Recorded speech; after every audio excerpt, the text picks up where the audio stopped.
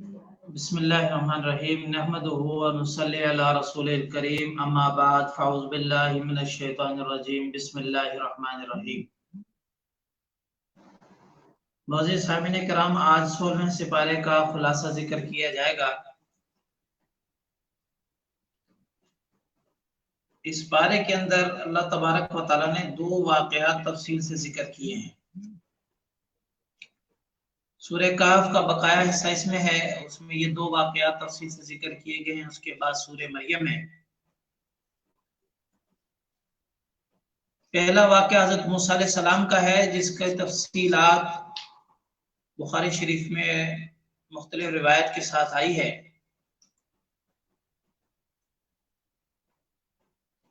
एक मरतबा हज़रत मूसा अलैहि सलाम से किसी शख्स ने पूछा कि दुनिया के अंदर सबसे बड़े आलिम कौन से हैं। तो उन्होंने कहा कि भाई मैं हूं, और एक तरह से हकीकत भी थी, क्योंकि अंबिया अलैहिस्सलातु वस्सलाम अपने वक्त के सबसे बड़े आलिम होते हैं, क्योंकि डायरेक्ट अल्लाह तबारक व तआला से शरीयत के अहकामात उनको मिल रहे होते हैं। अगर कहीं पर किसी चीज की भी जरूरत होती है तो वो अल्लाह तबारक व तआला उन्हें वही के जरिए, इल्हाम के जरिए मुख्तलिफ तरीके से उन्हें इल्म अता फरमा रहे होते हैं। गोया कि इल्म के असल सरचश्मे से ताल्लुक डायरेक्ट जिसका हो, यकीनन वही सबसे बड़े इल्म वाला होता है। तो लिहाजा हज़रत मूसा अलैहि सलाम ने ये जवाब दिया, लेकिन अल्लाह तबारक व तआला को ये जवाब पसंद नहीं। तो अल्लाह तबारक व तआला ने हज़रत मूसा अलैहि सलाम से कहा कि आपको यहाँ ये कहना चाहिए था कि सबसे अल्लाह ही ज्यादा बेहतर जानते हैं। बहरहाल अब फिर अल्लाह तबारक व तआला हज़रत मूसा अलैहि सलाम को इल्म के दूसरी जिहाद भी दिखाना चाहते थे। लिहाजा फरमाया कि आप सफर के लिए निकले और एक मछली अपने साथ ले लें। लिहाजा जब वो जिंदा होकर रास्ता बनाने जब चल पड़े तो समझ लो वहीं पर आपकी मंजिल है, आप किसी हमारे नेक बंदे से मुलाकात करेंगे। मूसा अलैहि सलाम अपने एक नौजवान शागिर्द हज़रत यूशा अलैहि सलाम, जो बाद में नबी भी बने, उनको साथ लेकर चल पड़े और चले। सफर में चलते रहे। एक जगह ऐसी आई चट्टान की जहां पर हजरत ने आराम फरमाया। तो आराम फरमा रहे थे, इतने में ही वो मछली दोबारा निकली बाहर जिंदा होकर, वो दरिया में चली गई। जो दरिया में गई तो वहां से उसने रास्ता बना लिया। अब रास्ता बनाया तो उन्होंने कहा कि चलें, हजरत अभी आराम कर रहे हैं, बाद में इंशाल्लाह हम हजरत को बता देंगे। लेकिन ऐसा हुआ कि जब वो मूसा अलैहि सलाम उठे और उठने के बाद सफर शुरू कर दिया, और फिर जब आगे पहुंचे तो काफी थकावट महसूस हुई। उन्होंने कहा बस अब रुक जाओ, यहाँ पर रुको और नाश्ता ले और नाश्ता कर, थक गए हैं, ये तो बड़ा सफर हो गया हमारा। मूसा अलैहि सलाम जब वहां पर रुके, उन्होंने जब खाना निकाला तो देखा मछली नहीं है। मूसा अलैहि सलाम ने पूछा मछली का क्या हुआ? ओहो हजरत, वो तो मैं आपको बताना भूल गया, मैं बताना चाह रहा था लेकिन फिर शैतान ने बुलवा दिया। वहां जब आप आराम फरमा रहे थे, वहां पर वो मछली रास्ता बनाकर वो दरिया में गई, और वहां पर दो दरिया वहां पर मिलते थे, वहां पर गई और वहां रास्ता बनाया, और मैं आपको बताना चाह रहा था, उस वक्त आप आराम फरमा रहे थे। हज़रत ने फरमाया वही जगह तो थी जिसकी तलाश कर रहे थे। लिहाजा फिर वापस लौटे तो वहां एक शख्स से मुलाकात हुई। जब बाद रिवायत में आता है कि चादर ओढ़े एक शख्स लेटे हुए थे, उनसे मुलाकात हुई और उनसे सलाम दुआ हुई। तो वो हज़रत खिज़र अलैहिस्सलाम थे। उनको भी अल्लाह तबारक व तआला ने इल्म लुदनी, खास किस्म का एक इल्म अता फरमाया, तकवीनी इल्म अता किया हुआ था। क्योंकि अल्लाह के तो इल्म के खजाने हैं, और किस किस को क्या क्या इल्म दिया है ये हम सबको भी इल्म नहीं है कि कितना इल्म अल्लाह ने किसको दिया। लिहाजा जब हजरत मूसा अलैहिस्सलाम हजरत खिज़र अलैहिस्सलाम से मुलाकात हुई, आगे वो सारा वाकया ये कुरान में तफसील से जिक्र किया गया है। हम उसी अंदाज में उसी तरीके से वहां चलते हैं। तो सूरह कहफ की आयत नंबर 60 के अंदर अल्लाह ताला फरमाते हैं, वइज़ क़ाल मूसा लिफ़ताहु ला अब्रहु حتی ابلغ مجمع البحرین و امضی حقبہ. اب یہاں پر یہ بات کی کہ موسیٰ علیہ السلام جب آگے چلے گئے کہ بھئی آؤ، نوجوان کو کہا کہ ہم چلتے ہی رہیں گے جہاں تک کہ ہم وہ دریا جو دو مل رہے ہوتے ہیں، دو سمندر مل رہے ہوتے ہیں، وہاں تک یا پھر زمانہ ہم چلتے ہی رہیں. فلما بلغا مجمع بینہما نسی حوتہما. جب وہ اس جگہ پر پہنچ گئے تو اپنی جو مچھلی تھی اس کو بھول گئے. لہذا جب اس کو بھلا دیا، فاتخذ سبیلہ فی البحر سربا، وہ اس مچھلی نے اپنا راستہ پکڑا اور دوڑتی وہ سمندر کے اندر چلی گئی. فلما جاوزا، جب دونوں وہاں سے آگے چلے گئے، قال لفتاه، پھر موسیٰ علیہ السلام نے اب اس نوجوان کو کہا آتنا غداءنا لقد لقینا من سفرنا ھذا نصبا، کہ بھئی جاؤ اپنا راستہ لے آؤ، کھانا لے آؤ، کچھ کھا پی لیتے ہیں، اس سفر نے تو بہت تھکا دیا، ہم بڑے تھک گئے. قال ارایت اذ اوینا الی الصخرہ. اب یہاں پر بتا رہے ہیں کہ وہ کہنے لگے کہ تم نے دیکھا تھا جب جگہ لی تھی پہاڑی کی طرف، یعنی جب آپ آرام فرما رہے تھے. ہاں بالکل آرام کیا تھا وہاں پر. کہا کہ فإنی نسیت الحوت، میں وہاں پر مچھلی والی بات بتانا. وما انسانی ہو الا شیطان، کہ یہ نہیں بلائی گئی ہمیں مگر یہ نہیں بلائی تھی اس کو مگر شیطان نے بلا دیا تھا کہ تمہیں ذکر کر، میں آپ کو اس کا ذکر کروں، لہذا میں بھول گیا اس وقت بتانا تھا. تو واتخذ سبیلہ فی البحر، عجب عجیب طریقے سے وہ سمندر کے اندر اس نے راستہ بنا لیا تھا. قال ذلک ما كنا نبغي، حضرت موسیٰ علیہ السلام نے کہا یہی تو وہ جگہ تھی جس کی ہم تلاش کر رہے تھے، تم سے بھول گئی. تو قال ذلك ما كنا نبغي فرتد على آثارهما قصصا، پھر لہذا وہ دونوں اسی راستے پر واپس لوٹتے رہے کہ چلو واپس چلتے ہیں، جو منزل تھی وہ تو ہم پیچھے چھوڑ آئے ہیں. اور جب انسان کی منزل کی طرف چل رہا ہوتا ہے تو پھر تھکاوٹ اتنی محسوس نہیں ہوتی. دنیا کے جس سفر میں بھی جتنی منزل مضبوط واضح ہوگی تو آپ کے سفر کی تھکاوٹیں آپ سے دور ہوتی جائیں گی. جتنی واضح کم واضح ہوگی، جتنا شوق کم ہوگا تو سفر کی مشقت اور تھکاوٹیں محسوس ہوتی ہیں. موسیٰ علیہ السلام چل رہے تھے تو چل رہے تھے، جب سفر منزل پیچھے رہ گئی تو لہذا تھکاوٹ بھی زیادہ محسوس ہونے لگی. بہرحال فرمایا کہ فوجد عبد من عبادنا، بہت سارے ہمارے بندے ہیں، ان میں سے ایک بندے سے ملاقات ہوگی. عبد من عبادنا، وہ بہت سارے بندے ہیں، اللہ جانے کتنے.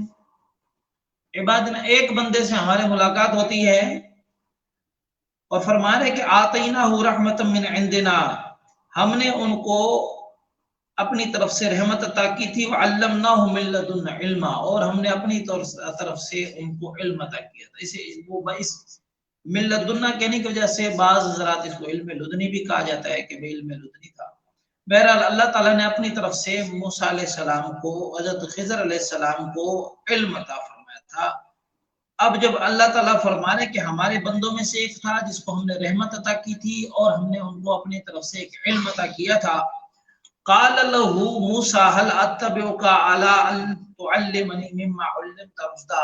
اب موسیٰ علیہ السلام تو انبیاء تو ظاہری بات ہے کہ علم کے طلبگار ہوتے ہیں، معرفت کے طلبگار ہوتے ہیں. تو موسیٰ علیہ السلام کو اس طرف بھیجا تو موسیٰ علیہ السلام نے ان سے عرض کی، ان سے ریکویسٹ کی کہ جناب نوازش فرمائے کہ ہم آپ کے ساتھ چلیں، اور مقصد کیا ہے کہ ان تعلمنی مما علمت رشدا، کہ جو علم اللہ تبارک و تعالیٰ نے آپ کو عطا کیا ہے، جو آپ کو سمجھایا ہے، وہ علم آپ ہمیں بھی سکھا دیں، ہمیں بھی بتا دیں. قال انک لن تستطیع معی صبرا، انہوں نے خضر علیہ السلام نے فرمایا کہ آپ ہمارے ساتھ نہیں رہ سکیں گے، آپ صبر نہیں کر سکیں گے، تو لہذا آپ اس کی ہرگز طاقت نہیں رکھیں گے صبر کی. اب یہ علم یہ کچھ اس طرح کا تھا کہ دونوں کی جہاتی تبدیل. کبھی انسان، اب یہ دکھایا جا رہا ہے اتنا بڑے علم والا نبی ہے لیکن جہت چینج ہونے کی وجہ سے وہاں کے اس دوسرے علم کا پتہ نہیں. تو علم تو ایسا سمندر ہے کہ اس کا کوئی کنارہ ہی نہیں. تو لہٰذا انسان ہمیشہ اپنے آپ کو طالب علم سمجھتا رہے، اپنے آپ کو سیکھنے والا سمجھتا رہے، تو اللہ تبارک و تعالیٰ کی طرف سے عطا ہوتی رہتی ہے. تو حضرت خضر نے کہا کہ آپ ہمارے ساتھ رہنے کی طاقت ہی نہیں رکھ سکتے، آپ صبر ہی نہیں کر سکیں گے. اور آگے خود بھی بتا دیا کہ وَكَيْفَ تَصْبِرُ عَلَى مَا لَمْ تُحِطْ بِهِ خُبْرًا، کہ آپ اس معاملے میں کیسے صبر کر سکتے ہیں جس کے بارے میں آپ کو علم نہیں. لہٰذا نبی ہیں، آپ اپنی ظاہر شریعت پر چل رہے ہوں گے، لیکن ایک ایسی چیز آئے گی سامنے جو آپ کے علم کے 100% یعنی 100% مخالف ہوگی، اور اس کے بارے میں آپ کو پتہ بھی نہیں ہوگا. جب پتہ نہیں ہوگا تو لہٰذا آپ صبر بھی نہیں کر سکیں گے. تو موسیٰ علیہ السلام نے کہا کہ میں صبر کروں گا. فرمایا کہ قال ستجدنی انشاءاللہ صابرا ولا عاصی لک امرا، لہذا آپ ان قریب مجھے صبر کرنے والوں میں سے پائیں گے اور آپ کی میں نافرمانی نہیں کروں گا. دو چیزیں، صبر بھی نہیں ہوگا، صبر بھی کروں گا اور نافرمانی بھی نہیں کروں گا. لہذا بعض آگے بھی جو تین چیزیں ہوئی تو اس میں صبر نہیں ہوا، تو لیکن یہ نافرمانی پھر بھی نہیں. قال فن اتبعتنی فلا تسألنی عن شیء حتى احدث لك منه ذکرا. فرمایا کہ شرط ہے میری، اگر میرے ساتھ چلیں گے تو جب تک میں خود نہ بتاؤں اس وقت تک آپ مجھ سے سوال نہیں کریں گے کہ یہ معاملہ کیوں ہو گیا، یہ کیوں کر دیا. نبی ہیں اللہ کے، خضر علیہ السلام بھی جانتے تھے اللہ کے نبی ہیں، بڑے نبی ہیں. لہذا پھر بھی اگر میرے جو فیلڈ ہے اس کا تو میں بڑا ہوں، لہذا جب تک میں آپ کو خود نہ بتاؤں آپ نے سوال نہیں کرنا. فن طلقا، انہوں نے کہا چلو ٹھیک ہے جی یہی شرط منظور ہے. دونوں چلے حتی اذا رکب فی السفینہ خرقھا. تو لہٰذا دونوں حضرات اور وہ شاگرد بھی ان کے ساتھ ہوئے اور ایک کشتی میں بیٹھے، چلے جی دریا کے پار چلنا ہے یا سمندر کے پار چلنا ہے. اب وہاں پہ اس کشتی کے اندر چلے اور جب چلنے لگے تو آگے چلے، تھوڑا سا آگے چلے تو ان حضرت خضر علیہ السلام نے وہ کشتی جو اچھی بنی ہوئی تھی، جیسی بھی تھی، بہرحال اچھی نہیں تھی یا بہترین تھی، موسیٰ علیہ السلام نے اس کا ایک پھٹا جو ہے وہ نکال دیا اور توڑ دیا، اس کو عیبدار بنا دیا. تو فوراً موسیٰ علیہ السلام نے کہا کہ قالا خرقتھا لتغرق اہلھا، آپ اس کو توڑ رہے ہیں کہ اس کے اہل کو غرق کر دیں گے. اور وہ جو توڑنا شروع کیا لقد جئت شیئا امرا، آپ تو یہ اچھی چیز تو نہیں کیا، یہ کیا کیا. ایک تو ہم سفر کر رہے ہیں، وہ جس آدمی کے ساتھ، جن بچوں کے ساتھ، جن لوگوں کے ساتھ جا رہے ہیں تو ان کا احسان ہے ہمارے اوپر، اب آپ کیا کر رہے ہیں اس کو توڑ رہے ہیں، یہ تو بات اچھی نہیں. فوراً خضر علیہ السلام نے کہا الم اقل انک لن تستطیع معی صبرا، میں نے تمہیں کہا نہیں تھا کہ آپ میرے ساتھ نہیں چل سکیں گے، صبر نہیں کر سکیں گے، پھر آپ یہی باتیں کر رہے ہیں.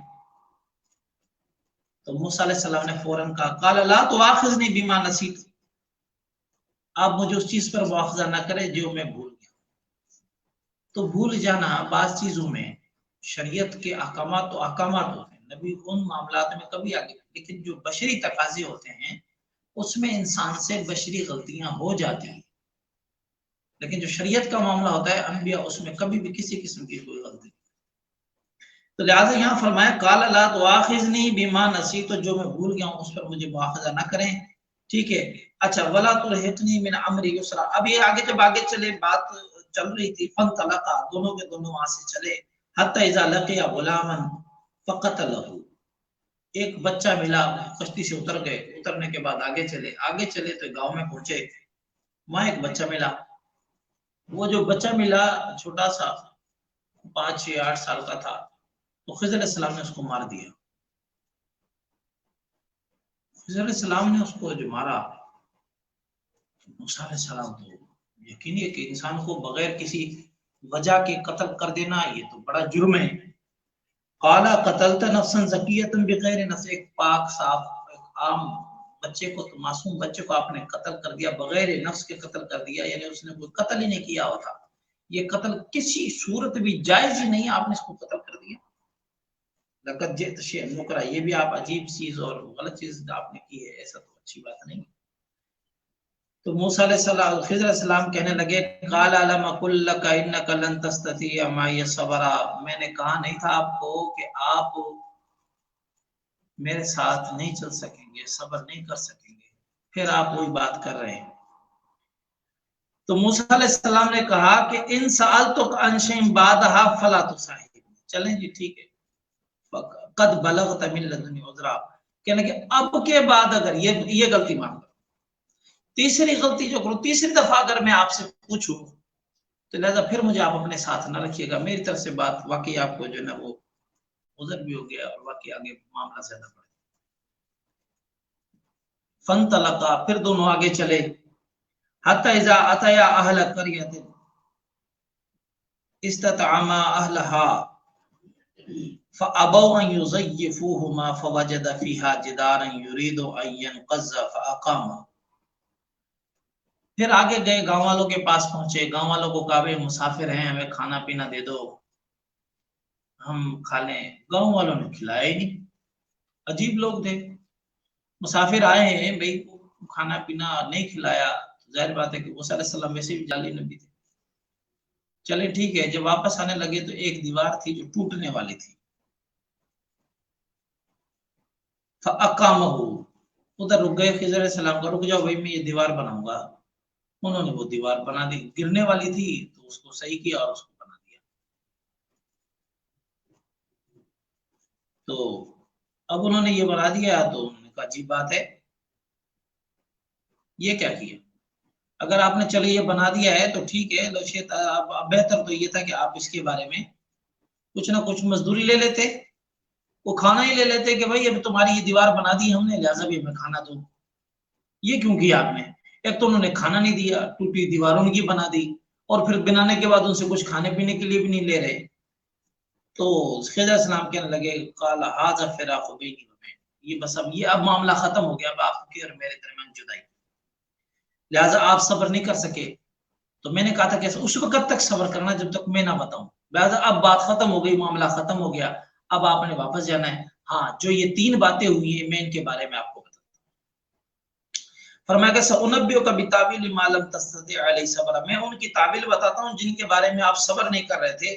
اما السفینہ، تو جو کشتی میں ہم بیٹھے تھے اور بیٹھنے کے بعد میں نے اس کشتی کا پھٹا توڑ دیا تھا. آپ نے کہا کہ کیوں توڑ دیا؟ تو فرمانے لگے فکانت لی مساکین یعملون فی البحر، یہ 2 یتیم تھے بیچارے، مسکین غریب لوگ تھے، یہ دونوں اپنا کاروبار روزی کر رہے تھے یہاں پر. فردت ان اعیبھا، میں نے چاہا کہ اس کو تھوڑا عیبدار کر دوں. وکان وراءہم ملک یاخذ کل سفینۃ غصبا، معاملہ کیا تھا کہ اس طرف دریا کے جو بادشاہ نے کہا ہوا تھا کہ جو کشتی صحیح سلامت اچھی ہو اس کو غصب کر لینا. اب غصب کر لیا جاتا تو ان کے ہاتھ میں کچھ بھی نہ رہتا. یہ ایک کشتی تھی جس کی وجہ سے یہ روزی روٹی کر رہے تھے.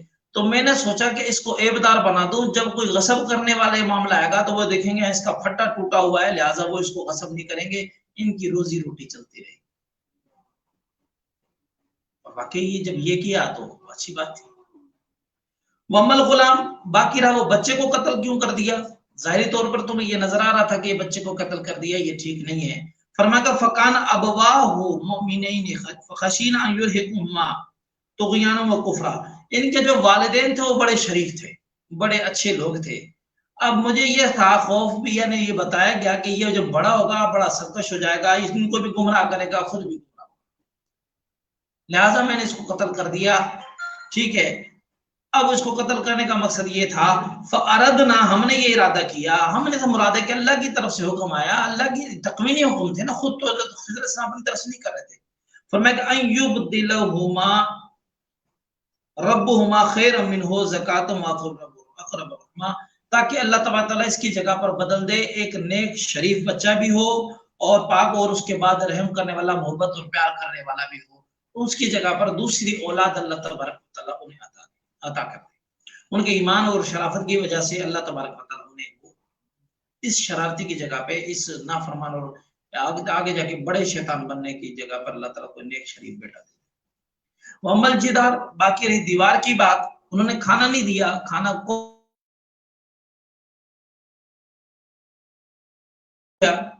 لیکن یہ کہ فکان علی غلامین یتیمین، تو یہ تھا یہ دو بچے تھے، یتیم تھے مدینہ کے اندر، اس شہر کے اندر 2 یتیم بچے تھے، ان کے لیے تھی یہ دیوار.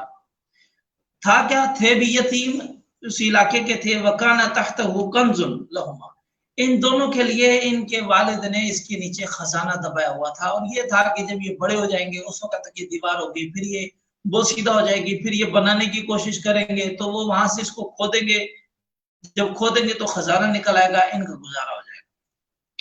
تو وکان ابوہما صالحا، ان دونوں کا والد جو تھا وہ بڑا نیک صالح تھا. فاراد ربک، اب یہاں پر اور تھوڑا واضح کر کے بتا دیا کہ اپنی طرف سے کوئی چیزیں نہیں کی جا رہی، تو تمہارے رب نے ہی یہ ارادہ کیا ان یبلغا اشدہما، کہ یہ دونوں پہنچ جائے اپنی جوانی کو، ویستخرجا کنزہما، اور اپنے خزانے کو نکال لیں. رحمت من ربک، یہ تمہارے رب کی طرف سے یہ رحمت تھی۔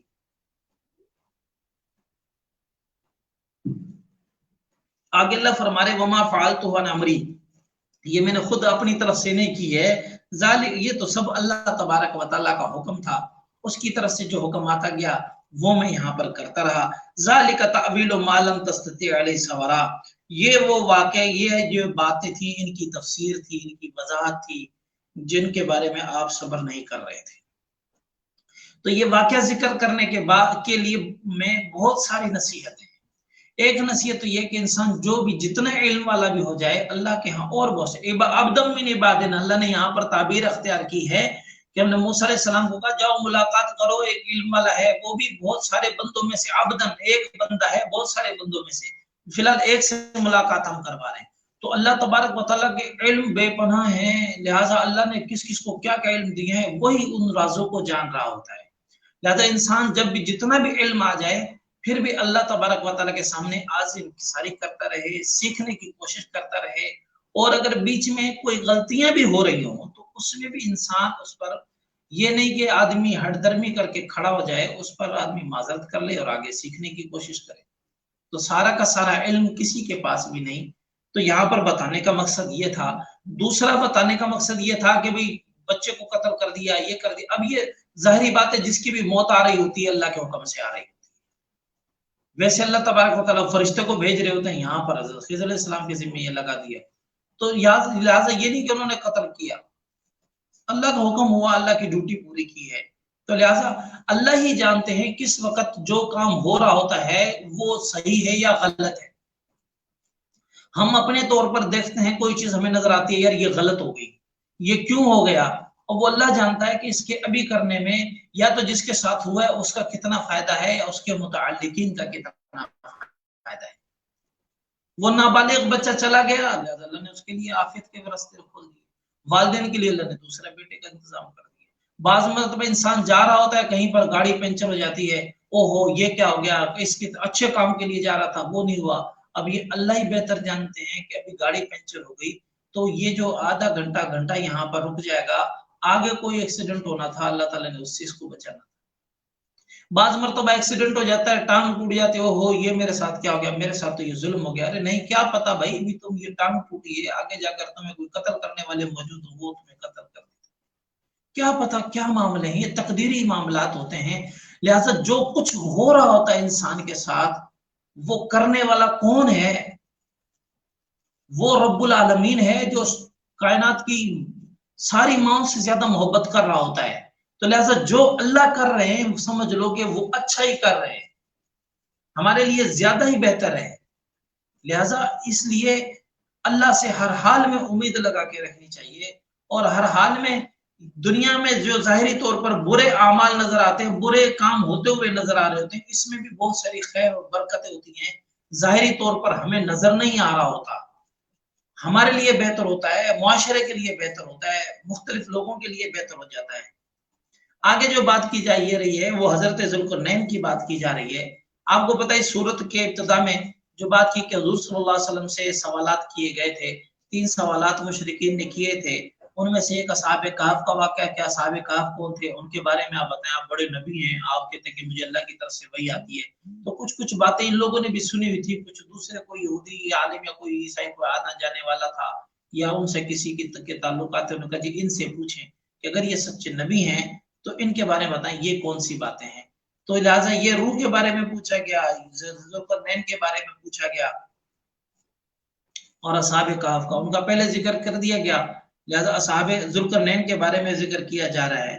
ذوالقرنین ایک بہت بڑے نیک دل بادشاہ تھے، اور اللہ تعالیٰ نے ان کو بہت زیادہ طاقت اور قوت عطا فرمائی تھی، یعنی بہت زیادہ حکومت عطا فرمائی، 3 بڑے انہوں نے سفر کیے، انہوں نے مشرق کی طرف بھی سفر کیا، مغرب کی طرف بھی سفر کیا، جنوب کے لیے شمال کے لیے آتا ہے کہ اس کی طرف بھی 3 بڑے سفر کیے، اور انہوں نے سفر کرنے کے بعد وہاں پر پھر جو واقعات آئے یہاں پر ان کو تھوڑا سا ذکر کیا گیا۔ تو جب یہ واقعہ ذکر کیے گئے ہیں، بعض روایت میں کسی کے لیے وہ سکندر اعظم کے لیے کہا جاتا ہے، لیکن وہ بات تو ٹھیک نہیں، وہ اتنا نیک صالح فرما بردار بھی نہیں تھا، اور نہ اس نے بس ایک تھوڑا سا علاقہ یہاں سے اس نے فتح کیا سندھ کے اندر آ کے، یعنی ہندوستان کے اندر آ کے اس نے شکست کھائی، پھر آگے بیمار ہو گیا اور یہاں مکران کے قریب ہی اس کا انتقال ہو گیا۔ لیکن یہ بڑے بادشاہ تھے، کامیاب بھی رہے، نیک صالح بھی تھے۔ تو بعض روایت میں جو زیادہ غالب جو مورخین ہیں ان کے بارے میں آتا ہے کہ ایران کے ایک سائرس نام کے ایک بادشاہ تھے، ان کے بارے میں آتا ہے انہوں نے جب وہاں بابل کو بھی، روموں کو بھی فتح کیا تھا، اور پھر وہاں پر جو فلسطینیوں کو یعنی یہودیوں کو اس نے تہو بالا کیا تھا، ان کو بڑی سزائیں دی تھی، پھر اپنے پاس لے گیا تھا اور ان کو قید کر دیا تھا، تو اس نے سائرس نے آ کر ان کو شکست دی، اس کو بادشاہ کو، اور ان یہودیوں کو دوبارہ ان کے فلسطین میں جا کر بسایا۔ تو اس کے بارے میں آتا ہے کہ بھئی یہ باقی حقیقتیں تو اللہ تبارک و تعالیٰ ہی جانتے ہیں۔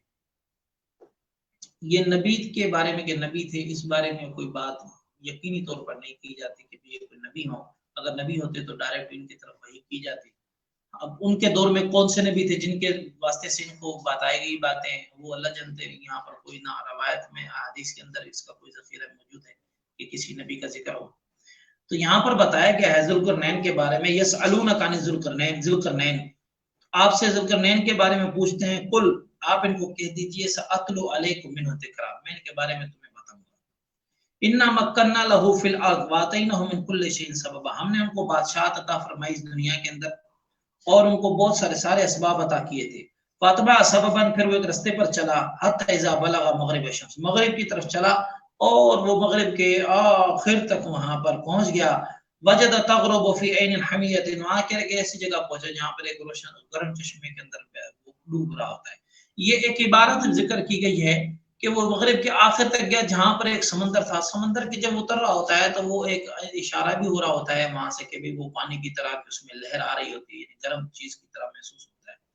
تو وہاں پر یہ مقصد بتانے کا یہ نہیں کہ وہ گرم چشمے کے اندر ہو رہا ہوتا ہے، بعض دفعہ اشارہ تبھی جو ظاہری نظر سے جو چیز نظر آتی ہے وہ دکھا کر بھی وہ بھی بتایا جا رہا ہوتا ہے۔ ڈیپلی انسان ان چیزوں کو سمجھ نہیں پاتا، وہ جو آج انسان کی جو عقل ہے اس وقت وہ عقلیں نہیں تھی۔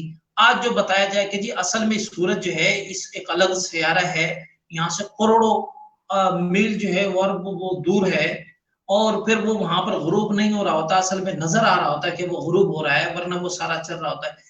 یہاں پر انسان سے اللہ تبارک و تعالیٰ جو گفتگو فرما رہے تھے عموماً اس وقت کے دور کے لوگوں کی عقل کے مطابق بتاتے ہیں، جو کبھی بھی غلط بھی نہیں ہو رہی ہوتی، اور وہ لوگوں کو سمجھانے کے اعتبار سے وہ اس بصیرت کو جتنی ان کے اندر بصیرت ہے، جتنی ان کے اندر سمجھ ہے، وہ بات کو سمجھ لیں۔ تو مکے کے جو لوگ تھے، جو سادے قسم کے لوگ تھے، ان کو سمجھانے کے لیے یہ آسان تعبیر اختیار کی گئی کہ وہ ایک گرم چشمے کے اندر وہ غروب ہو رہا تھا۔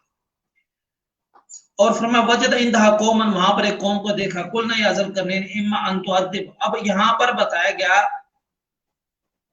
اب وہ قوم کے پاس لڑے، ان سے فتح حاصل کی اور ان کو فتح کر لیا، پھر کہنے لگے یہ ایک تو یہ کہ آپ ان کو عذاب دے دیں، ان کو زیادہ سے زیادہ عذاب دیں، اما ان تتخذ فیہم حسنا، یا ان کے ساتھ بہترین معاملہ کریں۔ اب یہ دونوں چیزیں ہیں، اور فرمایا کہ ایک بات یاد رکھے، من ظلم فسوف نعذبہ، قال اما من ظلم فسوف نعذبہ ثم يرد الى ربہ فيعذبه عذابا نکرا، اگر جس کو عذاب دیا جائے گا، اگر ظلم نہیں کرنا آپ نے، بہتر ہے کہ آپ یا تو ان کو عذاب دیں، تکلیف دیں، یا پھر ان کے ساتھ اچھا معاملہ کریں۔ آگے دوسرا اصول بھی بتا دیا کہ اگر جو ظلم کرے گا تو لہٰذا ظلم کرنے والے کے ساتھ آخرت میں اچھا معاملہ نہیں ہوگا، وہ اپنے رب کی طرف بھی لوٹے گا، پھر اللہ تعالیٰ ان کو عذاب بھی دیں گے، اور وہ عذاب بڑا خطرناک ہے۔ آگے فرمایا کہ آگے کی بات بتائی جا رہی ہے کہ اب ان سے گفتگو جو کی انہوں نے، کہنے لگے کہ دیکھیں اگر تم نے انصاف کیا، فرما برداری کی، وَمَّا مَنْ آمَنَا، تم میں سے جو ایمان لے کر آ گئے، وَعَمِلَ صَالِحًا، اگر عمل صالح بھی کر لیے، فَلَهُ جَزَاءٌ الْحُسْنَى، اس کے لیے بہترین اجر ہے۔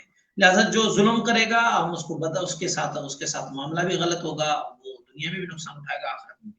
جو ایمان لے کر آ جائے گا، اطاعت اور فرما برداری کرے گا، اس کے ساتھ فَسَنَقُولُ لَهُ مِنْ أَمْرِنَا يُسْرًا، آگے ثم اتبع سببا، پھر وہ ایک دوسرے راستے میں چلے، حتی اذا بلغ مطلع الشمس، سورج کے طلوع مشرق کی طرف، ہماری طرف اس طرف آئے، وجدها تطلع على قوم، ایسی جگہ پر پہنچے، وہ ایسی قوم کے اوپر کہ جہاں ان کے درمیان کوئی پردہ نہیں تھا، یعنی بہت ہی شدید گرمی کا معامل بھی تھا، اور اس طریقے سے ایک حالت تھی۔ اور فرمایا قد احطنا بما لدیہ خبرا، تو وہاں پر جو ساری باتیں ذکر کی ہیں اور اس کے بعد ہم نے بما لدیہ جو وہاں سے خبریں وغیرہ ملی، جو باتیں ملی ان کے بارے میں احاطہ کیا. ثم اتبع سببا حتى اذا بلغ، اب وہ آگے اس رستے پہ چلے حتى اذا بلغ بین السدین، دو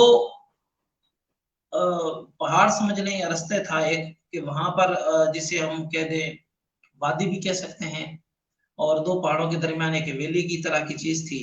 وجد من دونہما قوما، وہ اس کے پرلی طرف ایک قوم کو دیکھا. اب ان کی گفتگو وہ سمجھ نہیں پا رہے تھے.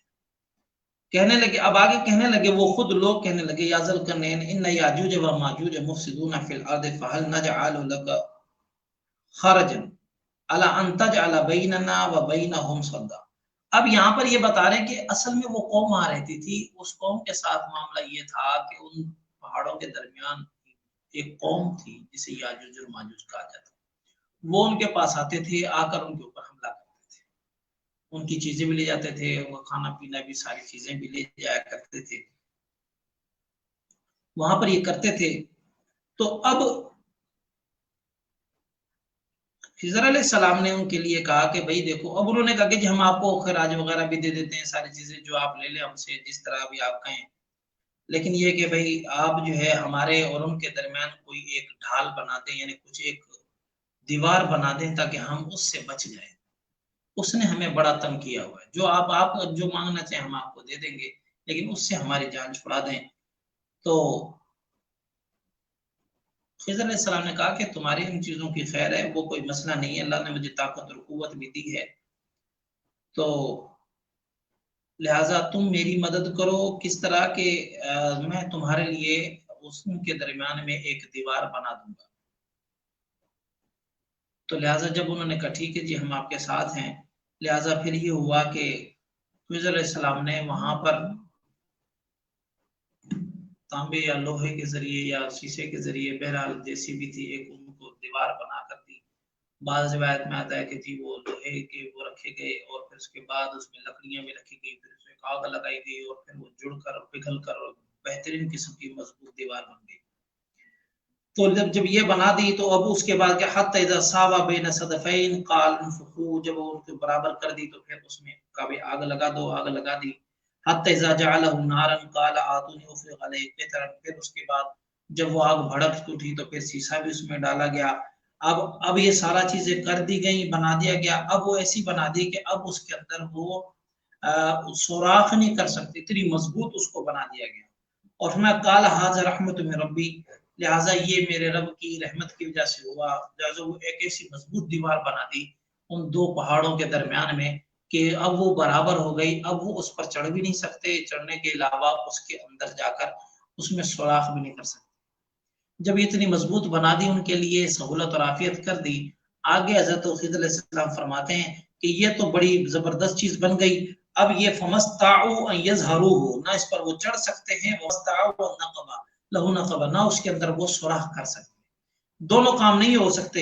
وہ قالف، اور آگے فرمایا دیکھیے ایمان والے کیا ہے سب کچھ ظاہری طور پر خود کیا ہے، اپنے بندوں سے کروایا، ان سے کروایا، ان سب کے باوجود کیا کہہ رہے، قال ھذا رحمت من ربی، یہ میرے رب کی رحمت، اس رب کی رحمت سے ہوا یہ سارا.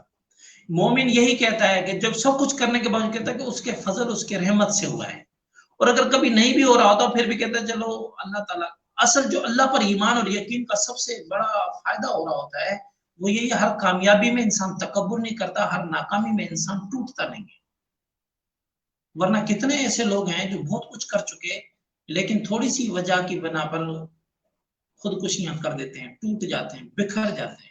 مومن کبھی نہیں بکھرتا، ہر حال میں کامیاب ہو پھر بھی نہیں بکھرتا تکبر سے، اور ناکام ہو پھر بھی نہیں بکھرتا مایوسی سے. تو فرمایا کہ یہ میرے رب کی رحمت کی وجہ سے تھا.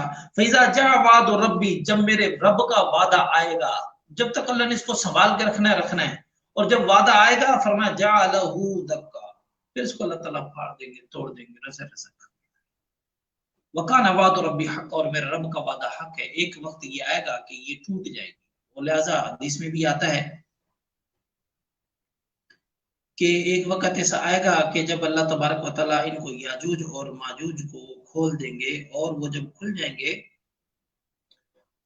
تو پھر پوری دنیا کے اندر آئیں گے، پھر بعض جگہ کھانا پینا سب کچھ لے جائیں گے، اب وہ سارے اسباب یہاں پر اسی طرح لوٹ مچا دیں گے، پھر ایک وقت آئے گا، پھر اللہ تبارک و تعالیٰ کی طرف سے ان کے اندر ایک وبا پھوٹے گی تعاون کی، اور وہ سارے کے سارے مر جائیں گے، بے شمار ہوں گے، لہذا وہ بے شمار ہوں گے، اور وہ سارے کے سارے اس طرح پھر جب وہ وبا پھوٹے گی تو سارے مر جائیں گے، پھر آئے گا ایک تیز آندھی طوفان، بارش آئے گی، ساروں کو بہا کر دنیا کو پا کر کے سمندر کے اندر وہ لے جائے گی۔ لہٰذا یہ ساری باتیں جو ہیں واقعات حضرت خضر علیہ السلام کا اور حضرت ذوالقرنین کا، یہ سارے حضور صلی اللہ علیہ وسلم نے جب یہ بتایا ان کو، اب آگے اللہ تبارک و تعالی مومنین کے بارے میں بھی بتا رہے ہیں، تو اللہ تعالیٰ کہتے ہیں ان الذین آمنوا وعملوا الصالحات کانت لهم جنات الفردوس نزلا، کہ جو لوگ ایمان لے کر آئیں گے، عمل صالح کریں گے، ان کے لیے جنت الفردوس میں رہنے کی جگہ ہیں، خالدین فیہا لا یبغون عنہا حولا، وہاں پر رہیں گے، ٹھیک ہے، اور وہاں کسی قسم کی کوئی ان کو پریشانی بھی نہیں ہوگی، سکون سے رہیں گے۔ آگے اللہ تبارک و تعالیٰ فرما رہے ہیں لو کان البحر مدادا لکلمات ربی، اللہ کی ذات کی بڑائی اور عظمت بیان فرما رہے ہیں کہ لو کان البحر مدادا، اگر آپ یہ سارے کے سارے سمندروں کو سیاہی بھی بنا لیں لکلمات ربی، اللہ کی تعریف اور عظمت اور بڑائی کو لکھنے کے لیے، لنفد البحر قبل ان تنفد کلمات ربی، یہ سارے کے سارے سمندر اللہ کی سیاہی بنا لو اور لکھنے لگ جاؤ تو یہ سمندر ختم ہو جائیں گے، اللہ کی بڑائی ختم نہیں۔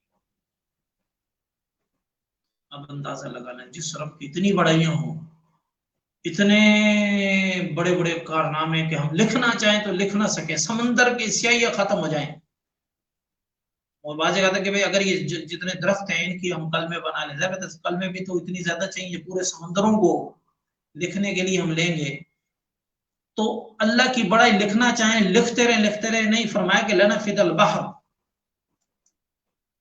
سمندر سارے سوکھ جائیں گے، قبل ان تنفد کلمات ربی، تیرے رب کی کلمات کم نہیں ہوں، ولو جئنا بمثلہ مددا، اگر ان سے اتنے ہی اور بھی اگر لے لیے جائیں تو پھر بھی کچھ نہیں ہو سکتا۔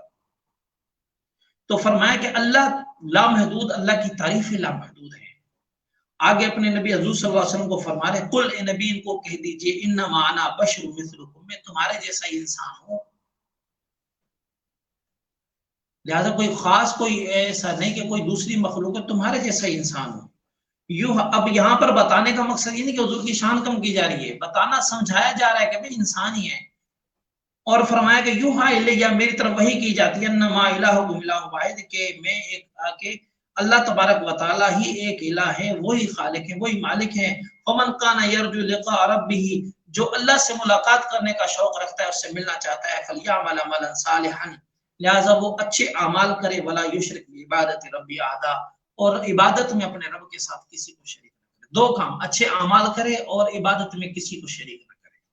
تو یہ حضور کی آخر میں سارے واقعات، ان کو ان کے سوالوں کے جواب دینے کے بعد آخر میں دعوت دی جا رہی ہے، حضور کے بتایا جا رہا ہے کہ حضور بشر ہیں افضل، یہ ایک الگ ہے کہ ان کی طاقت فرمانبرداری، ان کا درجہ مقام کیا ہے، وہ تو ظاہری بات ہے، جنس پتھر ہونے کے اعتبار سے سارے ہی پتھر ہوتے ہیں، رستوں میں روڈوں پر پڑے ہوئے بھی پتھر ہے، مسجد میں لگا ہوا بھی پتھر ہے، اس مسجد میں ہم جوتے پہن کے نہیں جا سکتے، اور خانہ کعبہ کا جس پتھر سے بنا ہوا وہ بھی تو پتھر ہی ہے، ہجر اسود جس کو چومنے کے لیے ہم سعادت حاصل کرنے کے لیے ہم بے چین ہوتے ہیں وہ بھی پتھر ہے، لیکن ہر ایک کے درجے میں فرق ہے۔ تو انسان ہونے میں تو سارے برابر ہیں، لیکن ایک انسان ہے کہ جس کی جو انسان جو ہے وہ کفر پر ہے، ایک انسان ہے جو نارمل مومن ہے، ایک انسان ہے جو بڑی عبادت والا ہے، ایک انسان ہے جو نبی اور رسول ہے، ایک وہ جو وجہ کائنات ہیں اور جن کی روح کو اللہ تبارک و تعالیٰ نے حضرت آدم علیہ السلام سے بھی پہلے پیدا فرمائے ہیں، یعنی بہرحال حضور صلی اللہ علیہ وسلم کا جو مقام ہے اس کی تو بات ہی نہیں ہو رہی ہے، جنس کی بات ہو رہی ہے، لہٰذا تمہیں بھی، میں تمہارا جیسا انسان ہوں، تمہیں خیر کی باتیں بتانے کے لیے آیا ہوں، لہٰذا ان باتوں پر عمل کرو، اور وہ دعوت دی جا رہی ہے، کیا دعوت دی جا رہی ہے کہ ایک اللہ کے ساتھ کسی کو شریک نہ کرو اور عمل صالح کرو، لہٰذا یہ دو کام کر لینا، عبادت میں کسی کو شریک نہ کرنا، اچھے اعمال کر لینا، تمہارے لیے اللہ کی ملاقات بھی ملے گی تمہیں، اور جنت کی نعمتیں اور برکتیں بھی ملیں گی۔ آگے مریم کا ذکر ہے، اس میں زکریا علیہ السلام کا، سورہ مریم کے اندر زکریا علیہ السلام کے بارے میں ذکر ہے، اور حضرت مریم کا واقعہ یعنی حضرت عیسیٰ علیہ السلام کا واقعہ ہے. حضرت زکریا علیہ السلام 86 بعض جگہ 120 سال کی عمر میں اللہ تعالیٰ نے بیٹا عطا فرمایا. مانگتے رہے اللہ کو بیٹا دیتے. زکریا علیہ السلام بیٹا مانگا, 120 سال کی عمر میں اللہ تعالیٰ نے بیٹا عطا فرمایا. حضرت یحییٰ علیہ السلام وہ ان کو ملے. اور اس کے علاوہ بی بی مریم والا اور حضرت عیسیٰ علیہ السلام کا واقعہ ہے, اس میں ذکر کیا گیا بی عیسیٰ علیہ السلام بی بی مریم کو اللہ تبارک تعالیٰ کواری تھی, فرشتے کو حکم دیا, انہوں نے جا کے ہمارے اللہ نے حمل کر دیا, وہ پیدا ہوئے. اور عیسیٰ علیہ السلام پیدا ہوئے, انہوں نے تہمتیں لگانا چاہی تو اللہ تبارک و تعالیٰ بی بی مریم کو کہا کہ آپ اشارہ کر دینا بیٹے کی طرف اشارہ کر دیا تو فرمایا, سارا تفصیل سے واقعہ ذکر کیا ہے. تو بیٹے نے کہا انی عبداللہ, میں اللہ کا بندہ ہوں, آتانی الکتاب, مجھے اللہ تبارک و تعالیٰ نے کتاب عطا فرمائی ہے. لہٰذا یہ ساری چیزیں یہاں پر ذکر کی اور ان کے بارے میں بتایا بھی صحیح. تو لہٰذا وہ بھی مقصد یہ تھا کہ بنی اسرائیل اطاعت اور فرما برداری کریں. اللہ تبارک و تعالیٰ کے جو بھی وقت کا نبی آتا ہے, جب ان کی اطاعت اور فرما برداری ہوتی ہے تو انسان دنیا میں بھی کامیاب ہو رہے ہوتے ہیں, آخرت میں بھی کامیاب ہو رہے ہوتے ہیں. اور جب اگر ان کی اطاعت اور فرما برداری نہ کی جائے تو انسان دنیا کے اندر بھی ہلاک ہو جاتے ہیں اور آخرت کی ہلاکت تو پھر ان کا مقدر بن جاتی ہے. تو لہذا سارے کے اندر مقصد یہ ہے کہ نبی صلی اللہ علیہ وسلم نے یہ بڑے بڑے واقعات بھی بتا کر بتایا کہ دیکھو میرا تعلق اللہ تبارک و تعالیٰ کی ذات سے ہے اور میرا آنے کا مقصد تمہاری اطاعت اور فرما برداری کی طرف تمہیں لے کر آنا ہے, اللہ کی وحدانیت کی طرف لے کر آنا ہے. تو اگلے واقعات کے اندر بھی یہی بتایا گیا ہے کہ نبی کی اطاعت اور فرما برداری کرو اور اس کے احکامات کے اوپر چلو. اگر تم اس کے احکامات پر چلو گے تو دنیا میں بھی کامیاب ہو جاؤ گے, آخرت میں بھی کامیاب ہو جاؤ گے. اللہ تبارک و تعالیٰ مجھے اور آپ کو عمل کرنے کی توفیق عطا فرمائے. آگے انشاءاللہ سورہ طٰہٰ کے بارے میں بھی تھوڑا سا ذکر کیا جائے گا اور سورہ انبیاء کے بارے میں بھی کل انشاءاللہ ذکر ہوگی. اللہ تعالیٰ سے دعا ہے اللہ تعالیٰ مجھے اور آپ کو عمل کرنے کی توفیق عطا فرمائے اور قرآن اور شریعت پر عمل کی توفیق عطا فرمائے. الحمدللہ رب العالمین والعاقبۃ للمتقین والصلاۃ والسلام علی خیر خلقہ محمد وعلی آلہ وصحبہ اجمعین. ربنا ظلمنا انفسنا وان لم تغفر لنا وترحمنا لنكونن من الخاسرین. یا اللہ ہمارے گناہوں کو معاف فرما, کمی کوتاہیوں کو معاف فرما, قرآن کا ذوق اور شوق نصیب فرما. یا اللہ اپنی اطاعت اور حضور صلی اللہ علیہ وسلم کی اطاعت نصیب فرما. یا اللہ قرآن اور حدیث پر عمل کرنے کی توفیق نصیب فرما. یا اللہ جو ہمارے اعمالوں کی وجہ سے یا آزمائش کی وجہ سے یا اللہ جو آفت آئی ہوئی ہے کورونا کی شکل میں, یا اللہ تمام پاکستانیوں کو, تمام مسلمانوں کو, تمام دنیا کے انسانوں کو اللہ اس سے بچا. یا اللہ اس فتنے کو, اس آزمائش کو ختم فرما. یا اللہ تیری طرف سے آئی ہے, تو ہی سے ختم کر سکتا ہے. اللہ جلد از جلد دنیا سے اس کو ختم فرما. یا اللہ ہم سب کو توبہ کرنے کی توفیق نصیب فرما. یا اللہ ہمیں رمضان کی مبارک راتوں میں عبادت کرنے کی توفیق نصیب فرما, اپنی اطاعت اور فرما برداری نصیب فرما. یا اللہ جو بلائیاں حضور نے مانگی ہم سب کو عطا فرما, جن آفات سے پناہ چاہیے ہمیں عطا فرما. صلی اللہ تعالی علی خیر خلقہ محمد وعلی آلہ وصحبہ اجمعین برحمتک یا ارحم الراحمین. تو معزز سامعین کل پھر انشاءاللہ 10:15 بجے پھر اگلے سپارے کے خلاصے کے ساتھ ملیں گے. تو تمام حضرات سے یہ گزارش ہے کہ اس کو زیادہ سے زیادہ شیئر کریں, لائک کریں, اور ہمارا یوٹیوب چینل محمد مصطفیٰ آفیشل کے نام سے ہے, اس کو بھی سبسکرائب کریں اور دوسرے دوستوں کو بھی, اور یہ بھی آگے گروپوں کے اندر جزاکم اللہ.